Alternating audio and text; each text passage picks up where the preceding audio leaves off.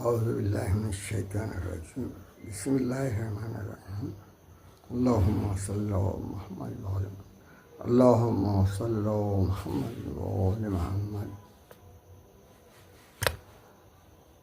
بسم اللہ الرحمن الرحیم۔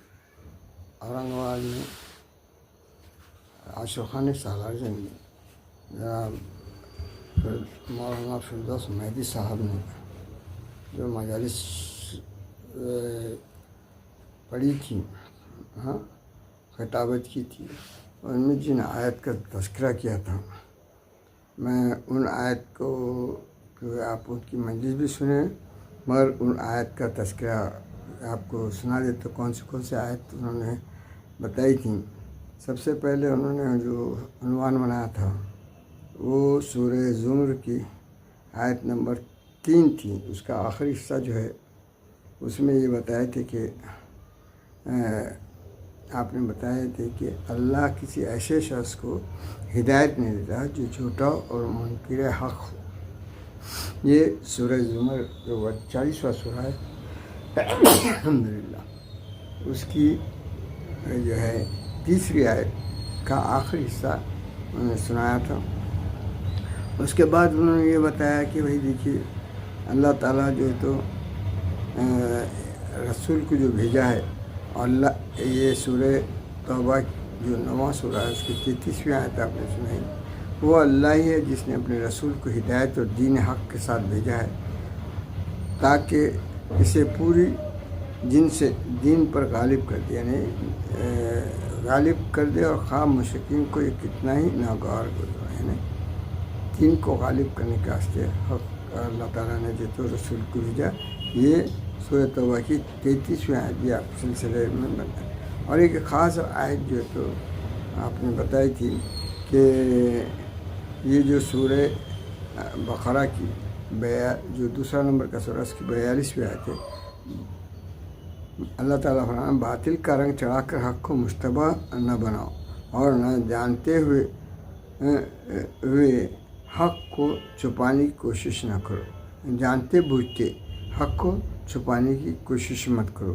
یہ جو تو یہ 1400 برس سے ایسی ہو رہا ہے، حق اور باطل ملا دیتے، وہ تلبس الحق بالباطل، باطل کا رنگ مت چڑھاؤ حق پر۔ یہ سورہ بقرہ کی جو ہے تو آیت نمبر 42 سنائی تھی آپ نے۔ اس کے بعد جو ہے تو اور ایک آیت جو ہے آپ نے سنائی، یہی باطل کے اوپر جو حق چڑھاتے ہیں اسی کے بارے میں سورہ آل عمران جو تیسرا سورہ ہے اس 71 نمبر کی آیت ہے، اے اہل کتاب، حق کو باطل کا رنگ چڑھا کر مشتبہ بناتے ہو، حق کو پر باطل کا رنگ چڑھا کے مشتبہ کیوں جانتے بوجھتے حق کو چھپاتے ہو۔ یہ مسلمانوں پر بھی لاتی ہے جو کہ ایسا کیے ہیں، اور اہل کتاب کے بارے میں بھی ہے۔ یہ سورہ آل عمران جو تیسرا سورہ ہے اس کی 71ویں آیت ہے۔ آپ پوری مجلس سن کر سب ڈیٹیل سمجھ سکتے ہیں، میں صرف آیتیں سنا دے رہا ہوں۔ اور اس کے بعد جو ہے تو سورہ انبیاء جو 21واں سورہ ہے اس کی 24ویں آیت بھی آپ نے سنائی تھی، وہ کیا ہے، کیا اسے چھوڑ کر انہوں نے دوسرے خدا بنا لیے ہیں؟ اے محمد ان سے کہو کہ لاؤ اپنی دلیل، یہ کتاب بھی موجود ہے جس میں میرے دور کے لوگوں کے لیے نصیحت ہے، اور وہ کتابیں بھی موجود ہیں جن میں مجھ سے پہلے لوگوں کے لیے نصیحت تھی، مگر ان میں سے اکثر لوگ حقیقت سے بے خبر ہیں اور اس لیے منہ موڑے ہوئے ہیں۔ یہ آخری جو تو آیت کا یہ جملہ بھی انہوں نے یہ سورہ انبیاء جو 21 نمبر کا سورہ ہے اس کی 24ویں آیت بھی آپ نے بتائی تھی۔ اب اس کے بعد جو تو اور جو ہے آپ کو سورہ مومنون جو 23واں سورہ ہے اس کی 70ویں آیت بھی آپ نے سنی، ہم یقولون بہی جنہ، یا یہ اس بات کے قائل ہیں کہ وہ مجنون ہے، نہیں بلکہ وہ حق لایا ہے، اور حق ہی ان کے اکثریت کو ناگوار ہے۔ مجنون بول کے حق سے بھاگ جاتے ہیں۔ تو یہ جو تو سورہ مومنون کی جو 23واں سورہ ہے وہ 70ویں آیت ہے، مولانا نے سنائی تھی۔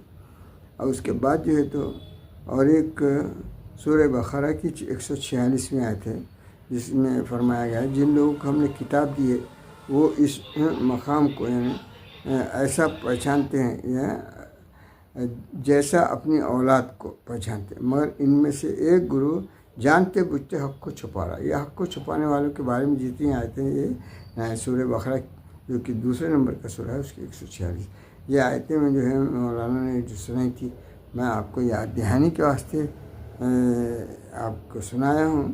مجلس سن کر آپ کو اس کی ساری ڈیٹیل معلوم ہو جائے گی۔ یہ آیتیں جو تو یہاں سے ہم نے شروع کرے 39واں سورہ 23 نمبر کی آیت، 9 نمبر سورہ 33ویں آیت، دوسرے نمبر کا سورہ 42ویں آیت، اور تیسرے نمبر کا سورہ 71ویں آیت، اور 21 نمبر کا سورہ 24ویں آیت، 23 نمبر کا سورہ 70ویں آیت، اور دوسرے نمبر کا سورہ 146۔ اتنی آیتیں مولانا نے مجلس میں سنائی تھی، 1 2 3 4 5 6 7 آیتیں۔